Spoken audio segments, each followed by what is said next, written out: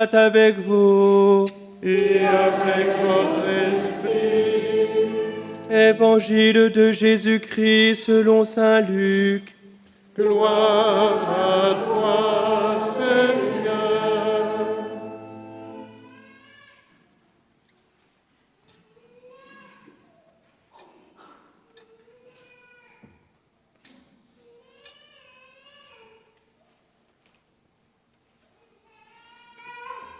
Chaque année, les parents de Jésus se rendaient à Jérusalem pour la fête de la Pâque. Quand il eut 12 ans, ils montèrent en pèlerinage suivant la coutume. À la fin de la fête, comme ils s'en retournaient, le jeune Jésus resta à Jérusalem à l'insu de ses parents. Pensant qu'il était dans le convoi des pèlerins, ils firent une journée de marche, une journée de chemin, avant de le chercher parmi leurs parents et connaissances. Ne le trouvant pas, ils retournèrent à Jérusalem en continuant à le chercher. C'est au bout de 3 jours qu'ils le trouvèrent dans le temple, assis au milieu des docteurs de la loi. Il les écoutait et leur posait des questions à tous ceux qui l'entendaient, et tous ceux qui l'entendaient s'extasiaient sur son intelligence et sur ses réponses. En le voyant, ses parents furent frappés d'étonnement, et sa mère lui dit : « Mon enfant, pourquoi nous as-tu fait cela ? Vois comme ton père et moi, nous avons souffert en te cherchant. » Il leur dit : « Comment se fait-il que vous m'ayez cherché ? Ne saviez-vous pas qu'il me faut être chez mon père ? » Mais ils ne comprirent pas ce qu'il leur disait. Il descendit avec eux pour se rendre à Nazareth, et il leur était soumis. Sa mère gardait dans son cœur tous ces événements. Quant à Jésus, il grandissait en sagesse, en taille et en grâce, devant Dieu et devant les hommes. Acclamons la parole de Dieu. Louange à toi, Seigneur Jésus.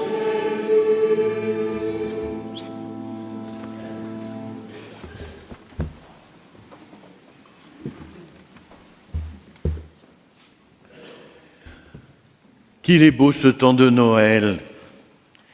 Pas parce qu'il y a des petits lutins et des éclairages, mais parce qu'il nous offre de belles grâces de paix, de joie, de douceur, et spécialement en ce lieu visité par notre Mère, la Vierge Marie. Mais les grâces offertes ne sont jamais une propriété privée. On le rappelait à la veillée hier soir. Si je reçois des grâces, c'est pas pour repartir avec mon petit colis cadeau chez moi. Si je reçois des grâces, c'est pour les partager, les distribuer.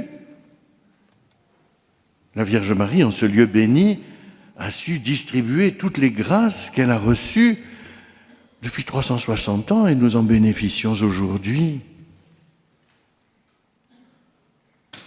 Et les grâces, ça n'est pas fini puisque nous inaugurons aujourd'hui une année de grâce. L'année jubilaire qui s'ouvrira à la cathédrale cet après-midi avec notre évêque. Et dans la plupart des diocèses de France, l'année sainte va commencer, une année de grâce est proclamée, une année pour l'espérance, nous aurons le temps d'en parler tout au long de l'année. Mais c'est bien dans cette perspective de grâce que l'Église nous offre de nous attarder en ce dimanche sur la Sainte Famille de Jésus, Marie et Joseph. Bon, une famille bien particulière, je vous le concède. J'ai toujours plaint un peu Joseph parce que finalement, des trois, le seul qui faisait des péchés, c'était lui.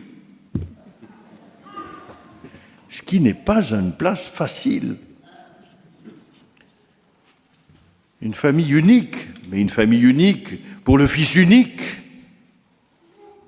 C'est pourquoi nous avons l'occasion aujourd'hui de tourner nos regards d'abord vers Joseph, ce bon Joseph. Il a obéi à l'ange, il a pris chez lui Marie. Il a obéi à la loi en acceptant d'accueillir sa femme enceinte par l'action de l'Esprit Saint. il part avec elle, fragile, porteuse pourtant de toute l'espérance du monde, sur son petit âne, là, pour aller se faire recenser à Bethléem, son village d'origine. Joseph, il est de la descendance de David, et Jésus, par Joseph, sera bien de la descendance de David, on l'appellera souvent fils de David. Reprenant la route et obéissant encore à la parole de l'ange, il partira pour l'Égypte pour protéger sa femme et l'enfant qui lui est confié par Dieu.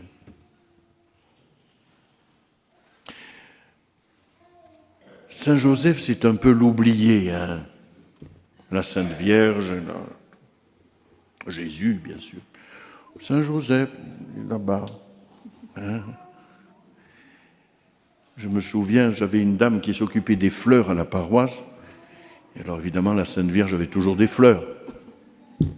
Pauvre Saint Joseph en face. Mais la dame me dit, mais c'est pas difficile. Quand elle commence à faner, je les mets à Joseph. Ah. Eh bien, pardi. Pauvre Saint Joseph.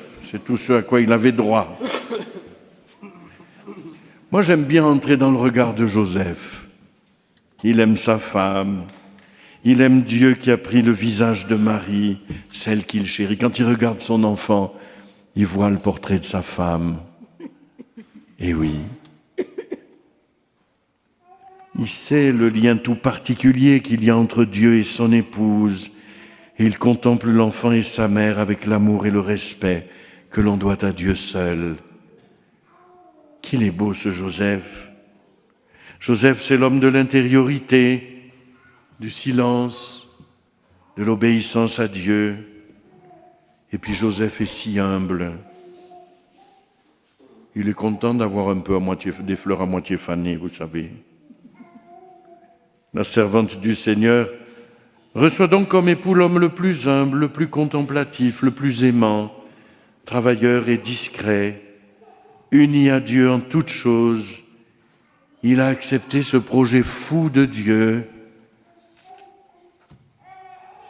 À la crèche, il a accueilli les bergers et le voisinage, sans doute, et le voilà enfin paisible, heureux de retrouver le silence de la crèche, ce silence qu'il aime.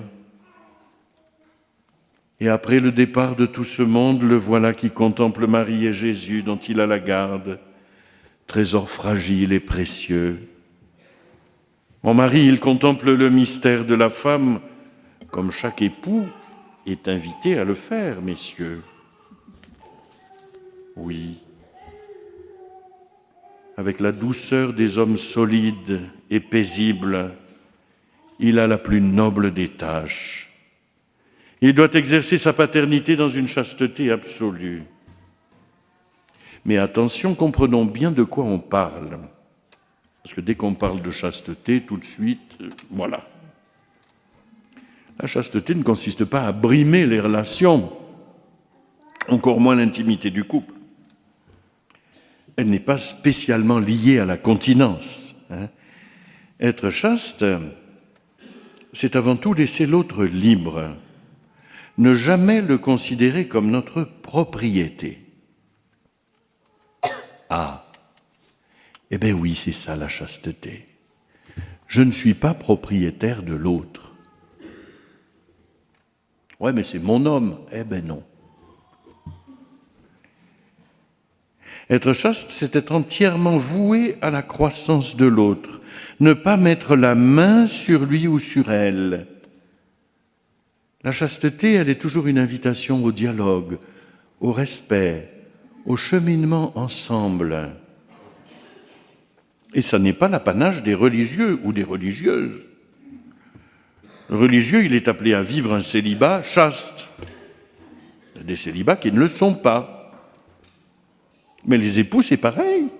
Ils sont invités à vivre un amour chaste. Pas mettre la main sur l'autre. L'autre n'est pas un bien que je m'approprie. Et chaque baptisé est appelé à cultiver la chasteté, voyez-vous. La chasteté dans le rapport avec la nature. La nature que Dieu nous donne, elle n'est pas un bien à exploiter et à ruiner. Chasteté dans le rapport à la nourriture, surtout en cette période. Eh oui, il y a une manière chaste de manger, il y a une manière non chaste. Dans le rapport à tous les biens matériels, dans le rapport aux personnes. Vous voyez, la chasteté, c'est un détachement qui fait grandir l'amour véritable, qui nous met dans la vérité des relations telles qu'elles doivent être. Elle n'enferme pas, elle suppose un détachement qui n'enferme pas dans la solitude. Ainsi, il s'agit d'une attitude spirituelle, voyez-vous. Dit, ah ouais, c'est le respect. Pas que. C'est bien plus grand que le respect. Quand j'étais petit, le respect, c'était un péché. Alors, c'est le respect humain. Mais oui, la chasteté, c'est bien plus grand que ça. Ça va dans les racines de l'être. C'est cet amour chaste dont est pétri le cœur de Joseph. Il est l'époux de Marie et il est au service de la croissance de la grâce en elle. C'est ça, la vie de Joseph. Il est au service de la croissance de la grâce.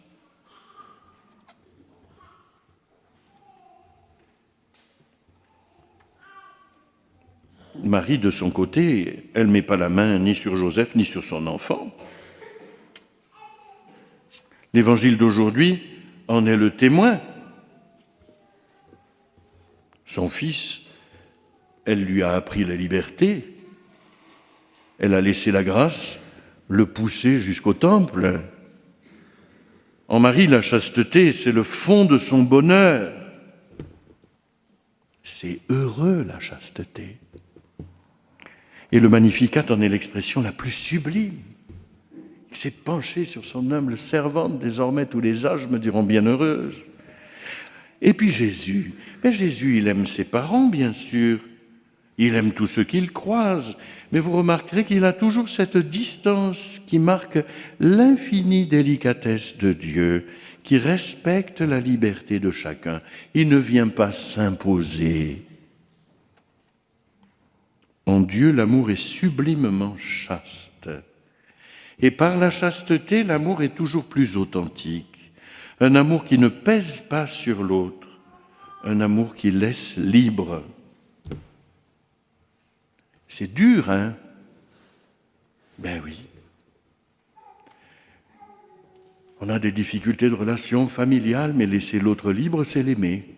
Ouais, mais quand même, il pourrait m'aimer. Non. Voilà.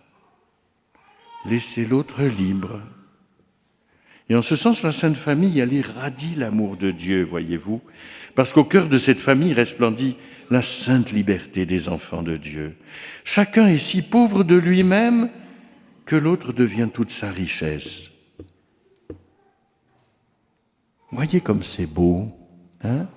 La chasteté mal comprise, la chasteté moquée par nos sociétés dites évoluées, n'a laissé place bien souvent qu'à une relation égoïste, hein, qui a abîmé le lien social, et plus encore l'amour familial, qui est complètement perdu. La chasteté, elle ouvre un chemin spirituel pour tous les états de vie. La chasteté, c'est une porte vers l'amour véritable. Certes, aimer l'autre sans retour sur soi-même, c'est un chemin difficile, c'est un chemin exigeant. Et la Sainte Famille est un exemple de ce chemin d'amour où tout est donné et où tout est reçu. C'est en cela que la Sainte Famille peut être un modèle pour nous. À l'aube d'une année nouvelle, la fête de ce jour n'est-elle pas l'occasion de relire la qualité de nos relations familiales?